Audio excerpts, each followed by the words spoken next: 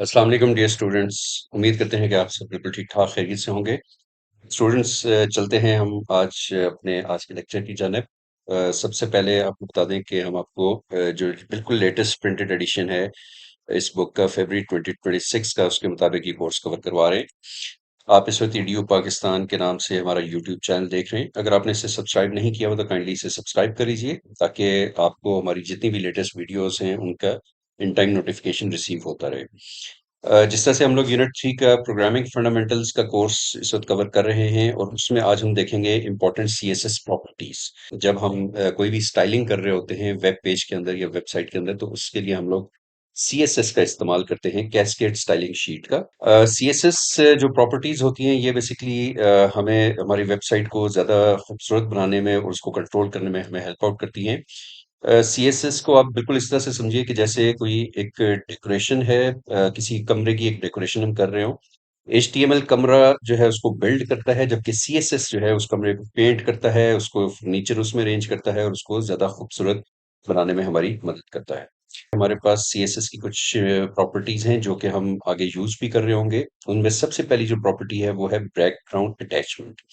Background किस तरीके से बिहेव कर रहा होगा, वो इसके अंदर इसकी डिफरेंट प्रॉपर्टीज होती हैं, जिसमें से पहली प्रॉपर्टी है फिक्स्ड। बैकग्राउंड अटैचमेंट फिक्स्ड होगी तो इसका मतलब ये होगा कि आपका जो पूरी जो वेबसाइट का जो बैकग्राउंड है वो एक ही जगह पे फिक्स रहेगा। आप उस वेबसाइट को ऊपर नीचे करेंगे तो उस सूरत में आपका बैकग्राउंड अपनी जगह पे फिक्स रहेगा, वो चेंज नहीं होगा। फिर दूसरे नंबर पे आ जाता है स्क्रॉल। स्क्रॉल का मतलब ये होता है कि आप अगर वेबसाइट को ऊपर नीचे की तरफ स्क्रॉल करते हैं, मूव करते हैं, तो उसमें आपका जो बैकग्राउंड है वो भी वेब पेज के साथ ऊपर नीचे मूव करेगा। फिर लोकल। लोकल का मतलब ये होता है कि एक स्पेसिफिक बॉक्स या सेक्शन होता है जिसके अंदर आपका जो बैकग्राउंड होगा वो मूव कर रहा होगा। ठीक है। ये जो अभी हमने बैकग्राउंड अटैचमेंट को देखा, इसकी हम एक एग्जांपल अभी देख लेते हैं। हमने यहाँ पर जो एक एग्जांपल के तौर पे वेबसाइट ली हुई है नेशनल बुक फाउंडेशन, जो कि आपकी बुक में भी दी गई हुई है। अच्छा, ये नेशनल बुक फाउंडेशन की हमारे पास वेबसाइट आ रही है। ठीक है। तो इसमें आप ये देखिए कि ये जो पूरे का पूरा हमारा रीजन है, ये इस तरह से नीचे मूव कर रहा है। ये बैकग्राउंड इसका चूंकि व्हाइट कलर में है और इसमें कोई एलिमेंट यूज नहीं हुआ हुआ, इसको हम जब इस तरीके से लेके चल रहे हैं तो हमें यहाँ पर अभी पता नहीं चल रहा कि ये बैकग्राउंड आया फिक्स्ड है, स्क्रॉल है या क्या है। तो ये देखिए, जब हम इसको नीचे एंड पे लेके जाएंगे तो यहाँ पर आप ये देखिएगा कि ये जो बैकग्राउंड है, एक ये जो ऑफ वाइट कलर में है और एक ये जो ग्रेइश ब्लैक कलर में है बैकग्राउंड, ये आप देखेंगे तो ये बैकग्राउंड ऊपर नीचे जब हम इसको मूव कर रहे हैं तो ये बैकग्राउंड भी साथ में मूव हो रहा है। यानी कि ये बैकग्राउंड फिक्स्ड नहीं है, ये साथ साथ मूव हो रहा है। तो इसका मतलब ये है कि ये बैकग्राउंड स्क्रॉल बैकग्राउंड है। ठीक है। तो इस तरीके से बेसिकली ये है कि आप डिफरेंट प्रॉपर्टीज का इस्तेमाल करते हुए बैकग्राउंड को ऐड कर सकते हैं। उसके बाद हम चलते हैं जी डिस्प्ले की जानिब। डिस्प्ले क्या होता है? आपके जो वेबसाइट के ऊपर एलिमेंट्स हैं वो किस तरीके से अपीयर होने चाहिए, वो नजर किस तरीके से आने चाहिए। ठीक है। उसके अंदर डिस्प्ले के अंदर फिर आगे फर्दर कुछ प्रॉपर्टीज आ जाती हैं, जिसमें पहली जो प्रॉपर्टी है वो है ब्लॉक। ठीक है। इसका ये मतलब होता है कि एक जो एलिमेंट है उसने आपकी जो पूरी की पूरी लाइन है उसको ब्लॉक किया हुआ है। फॉर एग्जाम्पल, ये एक डब्बा है। ठीक है। ये एक पूरे का पूरा एलिमेंट है, इस एलिमेंट ने इस पूरी लाइन को ब्लॉक किया हुआ है यहां तक। हम ये एज्यूम कर रहे हैं कि ये एलिमेंट है और इसने पूरी लाइन को यहां तक ब्लॉक किया हुआ है। इस इसके अंदर मुख्तलिफ लाइंस आ सकती थी, चार पांच लाइंस आ सकती थी, मगर इस एक डब्बे ने पूरी लाइन जो है वो उसको ब्लॉक किया हुआ है। ठीक है। तो ये जो प्रॉपर्टी होती है ये क्या करती है कि एक पूरी लाइन को जो है वो ब्लॉक कर देती है। इसी तरीके से फिर इनलाइन आ जाता है। इनलाइन क्या करता है कि वो जितनी स्पेस उसको चाहिए होती है सिर्फ उसी स्पेस को वो कैप्चर करता है। यानी कि एलिमेंट जो है, फॉर एग्जांपल, ये एक एलिमेंट है जिसपे डिस्प्ले लिखा हुआ है, तो ये जितनी जगह इसको चाहिए थी इसने उतनी ही जगह घेरी हुई है। ये हम एज्यूम कर रहे हैं। वैसे तो डिस्प्ले ये आप देखिए सिर्फ यहाँ इसको इतनी जगह चाहिए थी, बट इससे काफी ज्यादा जगह घेरी हुई है। बट ये है कि अगर तो ये डिस्प्ले पूरा यहाँ पर इस तरह से लिखा हुआ आ रहा हो, तो ये जो एक एलिमेंट है इसको जितनी स्पेस चाहिए होगी, जगह चाहिए होगी, इसने उतनी ही जगह घेरी हुई होगी। ठीक है।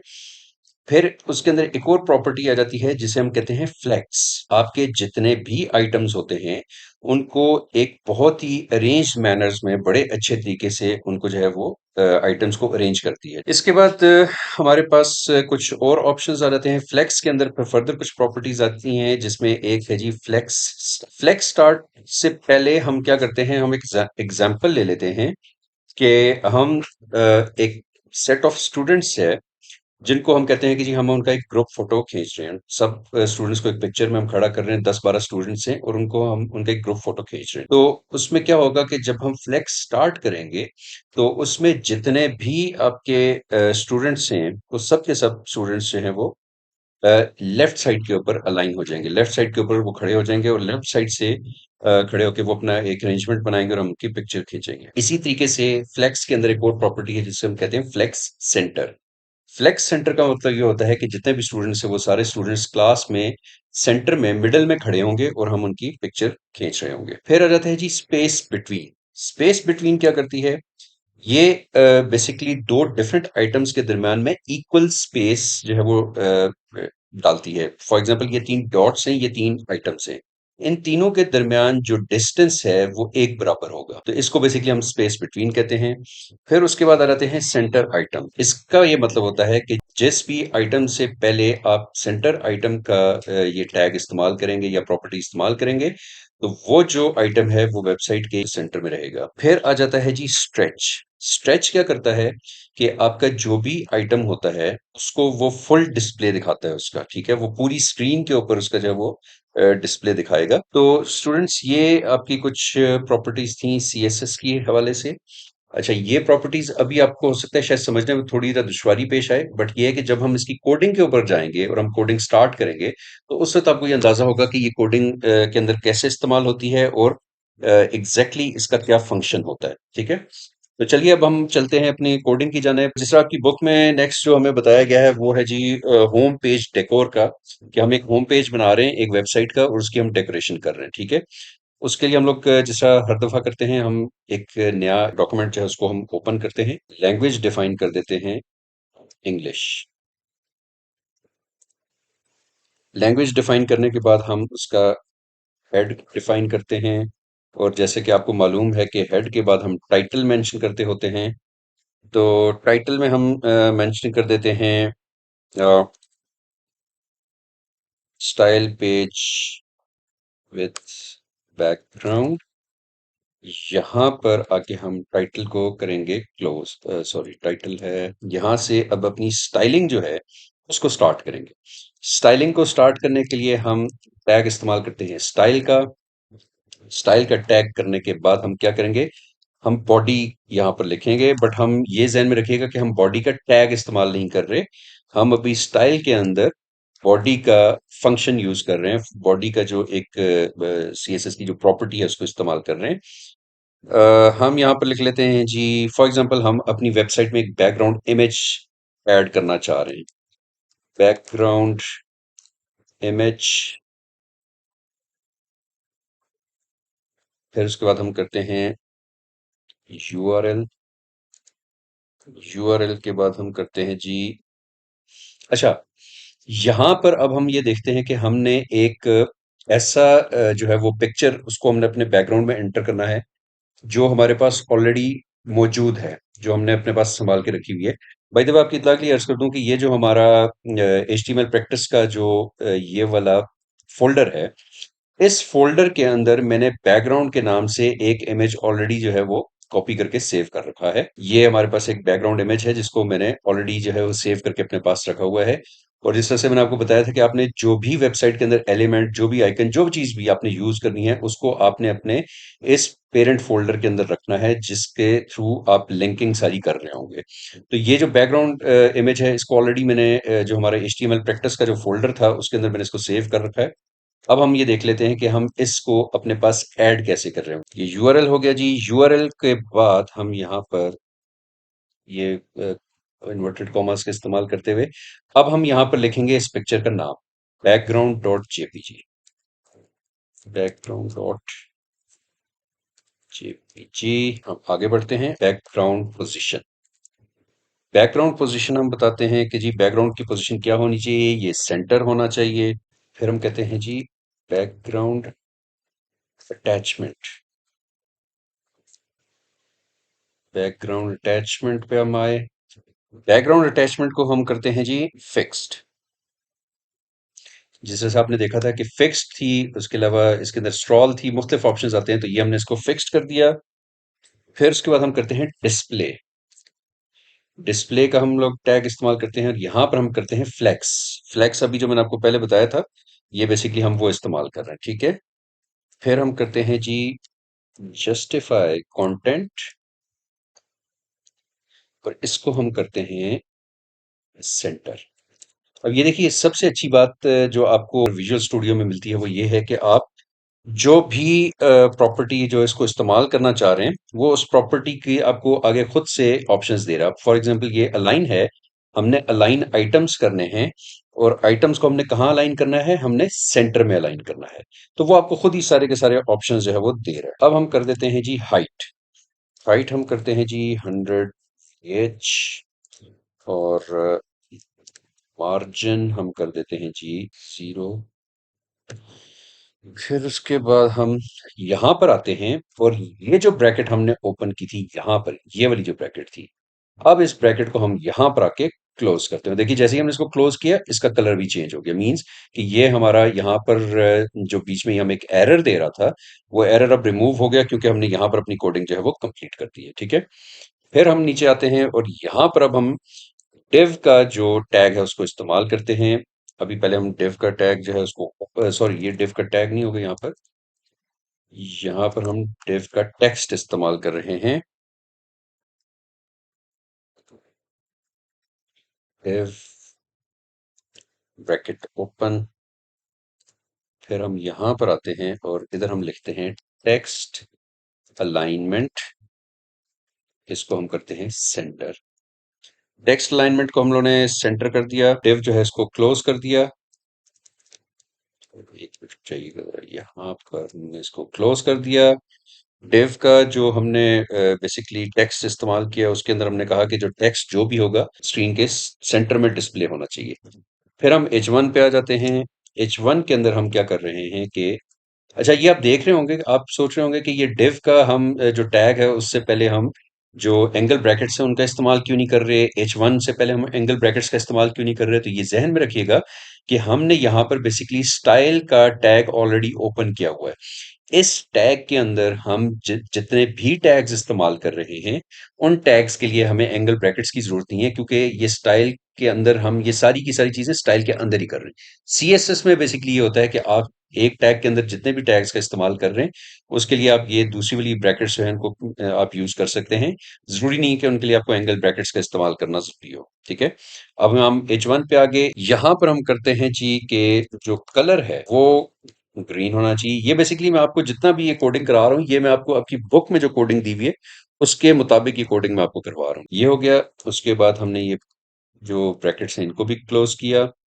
इनको क्लोज करने के बाद अब हम करते हैं जी पी का कोड है वो इस्तेमाल करते हैं। इसमें हम लिखते हैं जी के टेक्स्ट डेकोरेशन। तो ये देखिए, टेक्स्ट डेकोरेशन किया, उसके बाद ना ये मुझे बता रहा है कि ये जो लाइन होगी, ये वेवी होगी, अंडरलाइन होगी, सॉलिड है, ओवरलाइन, जिस तरह की आप मर्जी लाइन इसके अंदर रखना चाह रहे हैं वो आप रख सकते हैं, ठीक है।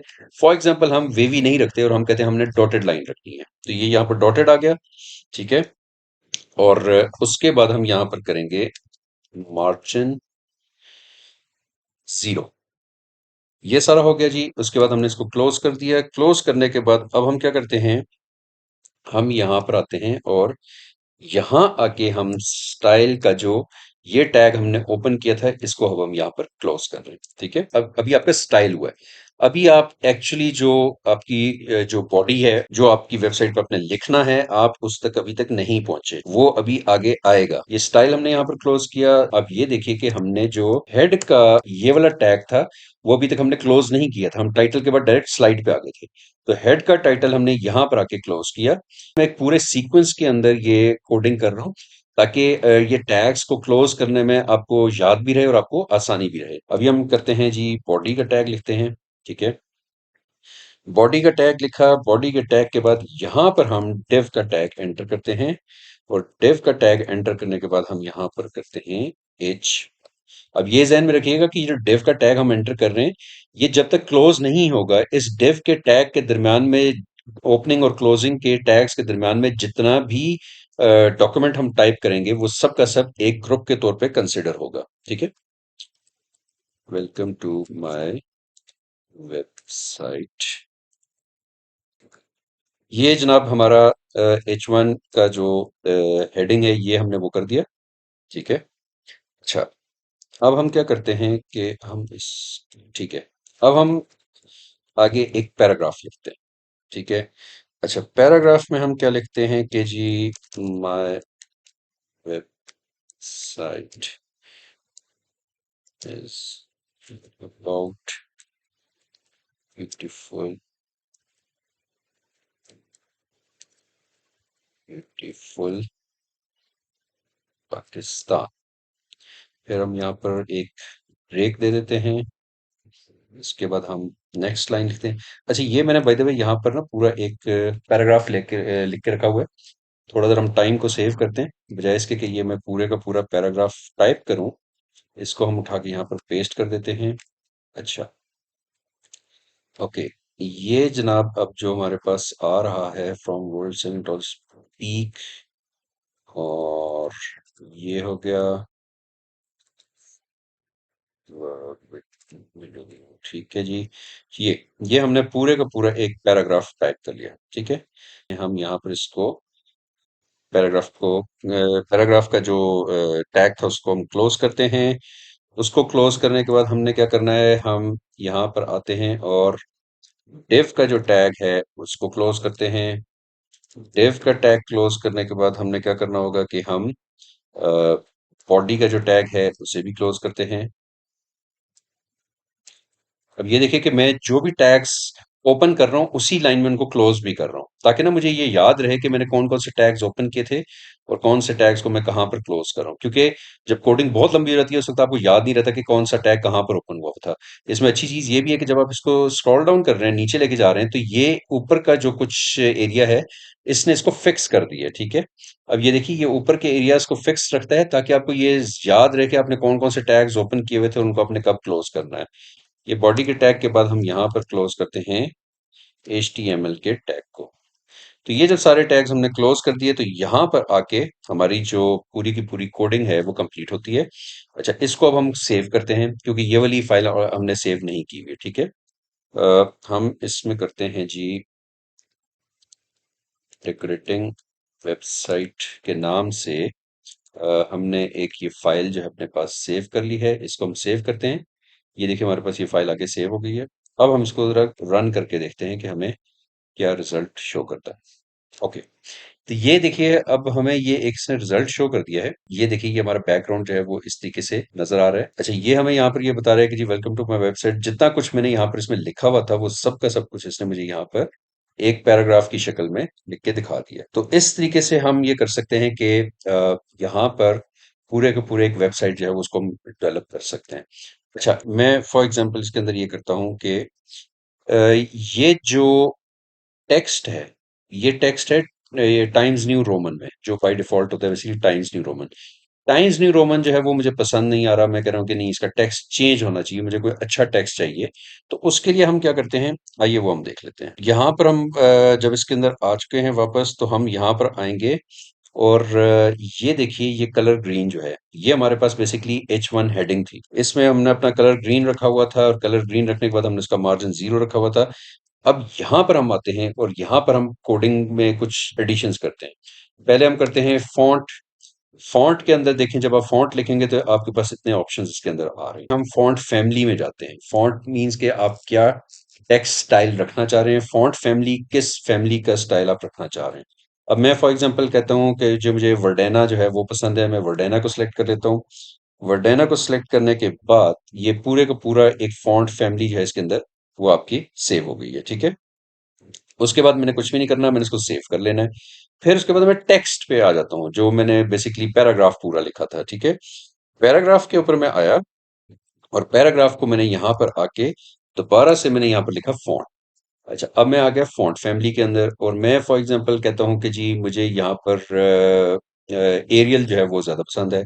इसको भी मैंने सेव कर लिया। सेव करने के बाद ये सारा कुछ कंप्लीट हो गया। अब जब ये सारा कुछ सेव हो गया है, तो आइए अब इसको हम रन करके देखते हैं, तो हमें ये देखते हैं कि किस तरीके से ये डिस्प्ले कर रहा है।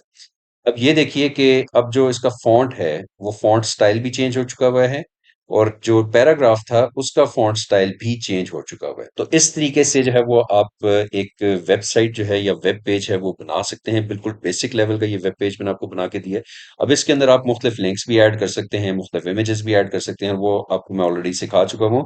तो आप इसके अंदर ये है, इसको प्रैक्टिस कीजिएगा कि किस तरीके से आप इसके अंदर जो है वो मुख्तलिफ इमेजेस या मुख्तलिफ आप लिंक्स जो है वो ऐड कर सकते हैं। ठीक है।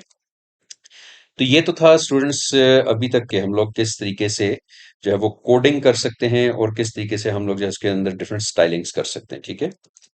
अब हम चलते हैं वीडियो क्लिप ऐड करने की तरफ, कि एक वेबसाइट के ऊपर आप वीडियो क्लिप कैसे ऐड कर सकते हैं। स्टूडेंट्स, अगर आपको याद हो तो मैंने आपको ये पूरा तरीका बताया था कि आप W3 स्कूल के अंदर एक वीडियो क्लिप को किस तरीके से ऐड कर सकते हैं। ठीक है। अच्छा, वो जो मैंने आपको तरीका बताया था जिसके अंदर हम लोगों ने आई फ्रेम वाला टैग इस्तेमाल किया था, वो तरीका ये था कि जब आपके पास कोई एक एम्बेडेड वीडियो का लिंक मौजूद हो, और उस लिंक को इस्तेमाल करते हुए आप एक वीडियो को अपने वेबसाइट के ऊपर ऐड करते हैं। ठीक है। अभी जो तरीका मैं आपको सिखाने के लिए जा रहा हूँ, ये तरीका है बेसिकली कि आपके पास ऑलरेडी एक वीडियो पड़ी हुई है, और उस वीडियो को आपने अपनी वेबसाइट के ऊपर प्लेस करना है। आपने इसमें कंफ्यूज नहीं होना। एक चीज जो है, आई फ्रेम वाला जो तरीकाकार था वो है कि आपने एम्बेडेड वीडियो लिंक के थ्रू वीडियो को कैसे ऐड करना है, मींस कि वो वीडियो आपकी वेबसाइट के ऊपर ऐड नहीं हुई हुई है, वो सिर्फ लिंक ऐड हुआ हुआ है। और वो लिंक जब आप ये जैसी वेबसाइट अपनी ओपन करेंगे, तो वो लिंक बेसिकली यूट्यूब से एक वीडियो को उठा के आपकी वेबसाइट के ऊपर डिस्प्ले कर रही है, जिसको हम एम्बेडेड लिंक बोलते हैं। अभी जो हम तरीका करने जा रहे हैं, यही तरीकाकार ऐसे है कि जिसके मुताबिक आपके पास ऑलरेडी एक वीडियो पड़ी हुई है, और उस वीडियो को आपने अपनी वेबसाइट के ऊपर डिस्प्ले करना है। यहां पर हम एक नई जो है वो कोडिंग स्टार्ट करते हैं। ठीक है। Doc two, sorry, HTML। यहां पर हम कर रहे हैं जी HTML लैंग्वेज टू इंग्लिश। उसके बाद हम आ जाते हैं जी बॉडी स्टाइल के ऊपर। बॉडी स्टाइल में हम लिखते हैं जी टेक्स्ट अलाइन। टेक्स्ट अलाइन को हम करते हैं जी सेंटर। ये करने के बाद हम नीचे आते हैं, हम हेडिंग का जो है वो टैग इस्तेमाल करते हैं, और यहाँ पर हम फिर से स्टाइल करते हैं कलर। कलर हमने फॉर एग्जांपल कर दिया जी रेड। रेड कलर हो गया। हेडिंग का जो कलर है वो रेड होगा। और उसके बाद हम करते हैं जी फॉन्ट। अच्छा, ये जो चीजें हैं ना, इसको आप ऐसे भी कर सकते हैं अपनी आसानी के लिए, कि आप इसको यहाँ पर ऐसे कर सकते हैं, कलर आप रेड कर सकते हैं, और फॉन्ट आप जो है उसको कर देते हैं फॉर एग्जांपल फॉन्ट फैमिली में हम कर देते हैं जी लुसिडा कर लें। चले, हम लुसिडा कर लें। हम लिखते हैं हेडिंग। अच्छा, अब हम एक्चुअल हेडिंग लिखने जा रहे हैं, जिसका हमने ये पूरा स्टाइल जो वो बनाया था, K2 में लिख सकते हैं सेवेज माउंटेन। माउंटेन, ठीक है। सेवेज माउंटेन हो गया जी। यहाँ पर हमारा ये टैग ओपन हुआ था, यहीं पे हम इसको क्लोज करते हैं। अभी तक हमने जो अपनी बेसिकली हेडिंग बनाई है, ये उसकी स्टाइलिंग है। पैराग्राफ, पैराग्राफ हम करते हैं, उसका भी हम एक स्टाइल कर लेते हैं। स्टाइल को हम करते हैं जी, इसमें हम अभी फॉन्ट का जो है वो कर रहे हैं, डिसाइड कर रहे हैं। फॉन्ट हम कर देते हैं एरियल कर देते हैं। इसके बाद हम यहाँ पर नीचे अब क्या करते हैं, हम पूरे का पूरा अब डेडली एक्सपेक्टेशन एक्सपेक्टेशन के टू। अच्छा, ये मैं आपको बताऊं कि ये ऑलरेडी एक वीडियो है जो कि मैंने खुद बनाई थी बैक इन 2021, जब मैं वीडियो एडिटिंग सीख रहा था।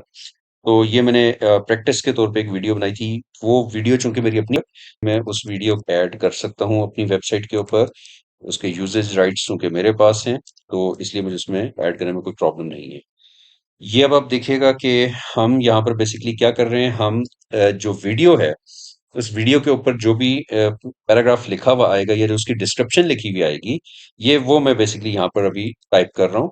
और चूंकि वीडियो मैंने खुद बनाई हुई है, तो वो इस वजह से मुझे इसमें कोई प्रॉब्लम नहीं होनी चाहिए। ये आपने ज़हन में रखना है कि जब भी आप कोई वेबसाइट बना रहे होते हैं, तो उस वेबसाइट के अंदर आप जो भी कंटेंट इस्तेमाल कर रहे होते हैं, वो आपका अपना कंटेंट होना चाहिए, या फिर कॉपी राइट जो है उसके अंदर नहीं होने चाहिए। ठीक है, क्योंकि अगर उसके अंदर कॉपीराइट का इशू आ गया, तो आपकी वेबसाइट के ऊपर स्ट्राइक आ सकती है, और वो आपके लिए प्रॉब्लम बन सकती है। तो इस वजह से ये बड़ा एक इम्पोर्टेंट एलिमेंट होता है जब भी आप कोई वेबसाइट बना रहे हो, तो उसके अंदर जो कंटेंट है वो आपका अपना होना चाहिए। ठीक है। अच्छा, ये मैंने 2021 के अंदर जो वीडियो बनाई थी, अब ये मैं उसका बेसिकली डिस्क्रिप्शन लिख रहा हूँ कि जो बेसिकली वीडियो है किसके बारे में है।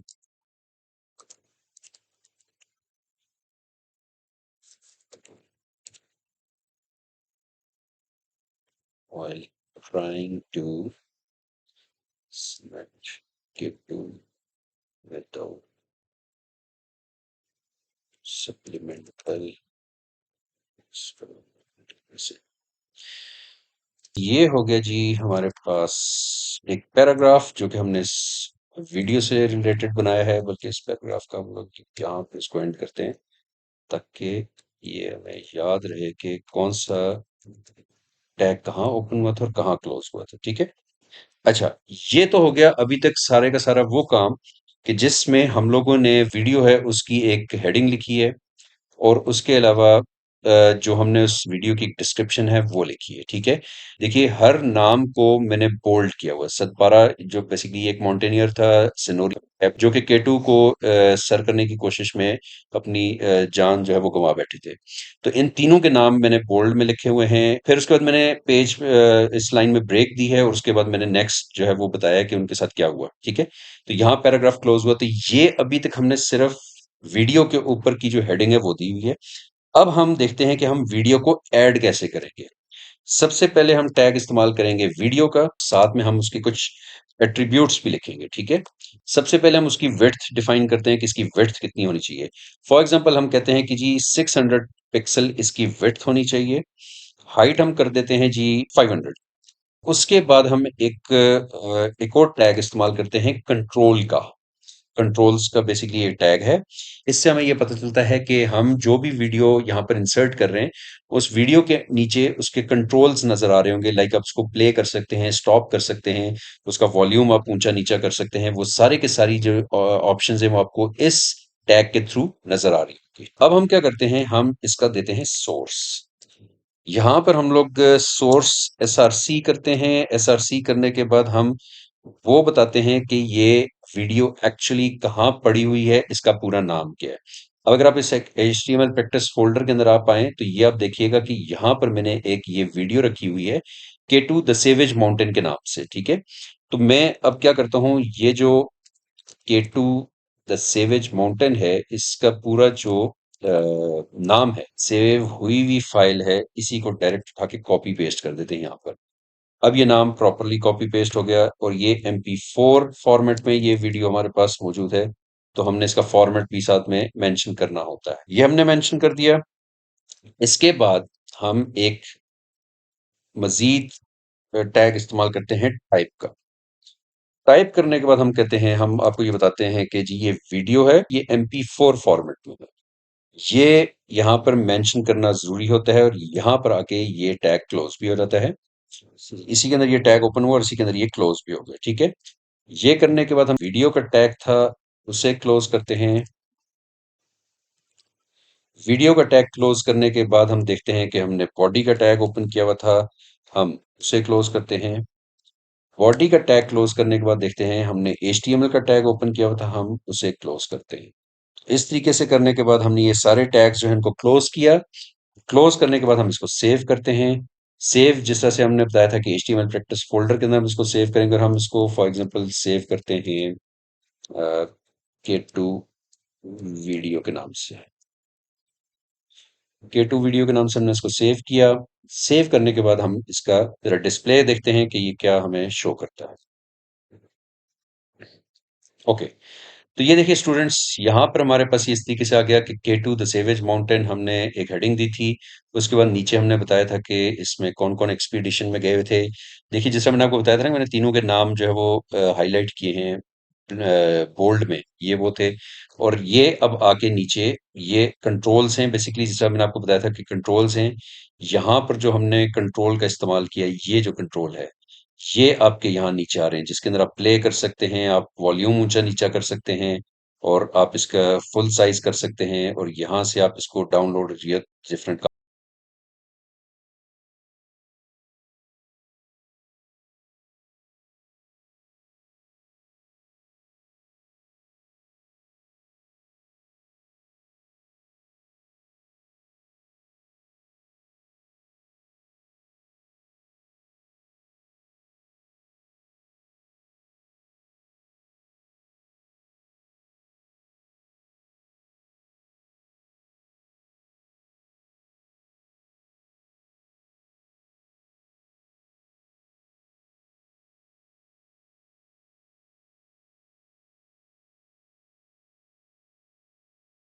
वेबसाइट लोड हो तो ये वीडियो ऑटोमेटिकली प्ले हो जाए। उसके लिए क्या तरीकाकार होता है, आइए वो देखते हैं। हम दोबारा से यहाँ पर कोडिंग है उसमें आए। हम जब अपनी कोडिंग के अंदर आते हैं तो यहाँ पर हम ये देखते हैं कि फिलहाल अभी हमने कंट्रोल का ऑप्शन इस्तेमाल किया था, जिसके थ्रू हमारे पास सारे कंट्रोल नजर आ रहे थे। आप करेंगे ऑटो प्ले, और ऑटो प्ले के बाद आप करेंगे म्यूटेड। ठीक है, जब आप ऑटो प्ले और म्यूटेड का टैग इस्तेमाल करेंगे तो उसके बाद आप जैसे ही अपनी इसको पहले आप सेव करेंगे। सेव करने के बाद जब आप इसको गो लाइव करेंगे, तो ये देखिए आपकी ये जो वीडियो है ये ऑटोमेटिकली प्ले हो जाएगी। अगर आप ये चाहते हैं कि जी इस वीडियो के अंदर साउंड भी आनी चाहिए, तो वो फिर आपको मैनुअली करना पड़ेगा। आप इसको राइट क्लिक करेंगे, शो कंट्रोल्स करेंगे, शो कंट्रोल करने के बाद आप इसकी ऑडियो को अनम्यूट करेंगे, तो आपकी ये ऑडियो भी साथ चल पड़ेगी। तो ये तरीकाकार था स्टूडेंट्स, कंट्रोल्स को ऐड करने का, कंट्रोल्स को रिमूव करने का, और उसके अलावा वीडियो को इंसर्ट करने का। किस तरीके से आपकी वीडियो जो है वो आपके ब्राउजर के अंदर आप इंसर्ट करके उसको प्ले कर सकते हैं।